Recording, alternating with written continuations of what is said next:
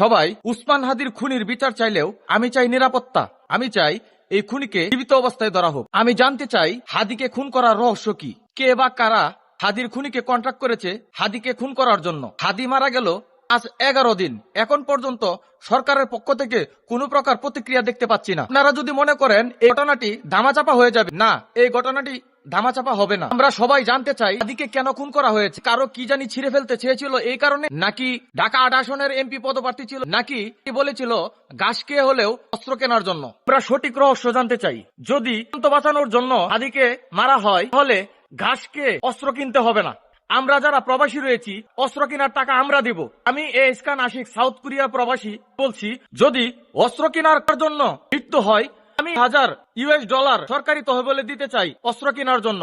আমরা যারা প্রবাসী রয়েছি আমরা আপনাদের অস্ত্রের যোগান দিব।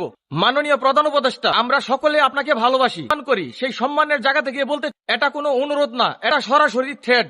আগামী 48 ঘন্টার ভিতরে যদি হাদির খুনিকে খুঁজে বের করতে সক্ষম না হন তাহলে আমরা সকল প্রবাসীরা রেমিটেন্স শাটডাউন করে দেব। প্রিয় প্রবাসী ভাই ও বোনেরা, হাদি কি চেয়েছিল? একটি ইনসাফের বাংলাদেশ গড়তে চেয়েছিল। হাদি বলেছিল আমি যদি মারা যাই তাতে আমার কোনো দুঃখ নেই, বিচার হয়। আজকে হাদি নাই, এখন পর্যন্ত তার সাথে কি ইনসাফ হচ্ছে? আপনারা সবাই সবার জায়গা থেকে আওয়াজ তুলুন, রেমিটেন্স শাটডাউন করে দিন, ইনসাফের বাংলাদেশে ইনসাফ কায়েম করার সুযোগ দিন। আগামী 48 ঘন্টার ভিতরে যদি হাদির খুনিকে সহি সালামত গ্রেপ্তার না করা হয় এবং সত্যতা প্রকাশ করা না হয় কি কারণে কে বা কারা হাদির খুনিকে কন্ট্যাক্ট করেছে হাদিকে মারার জন্য, আমরা সকল প্রবাসীরা মিলে রেমিটেন্স শাটডাউন করে দেব।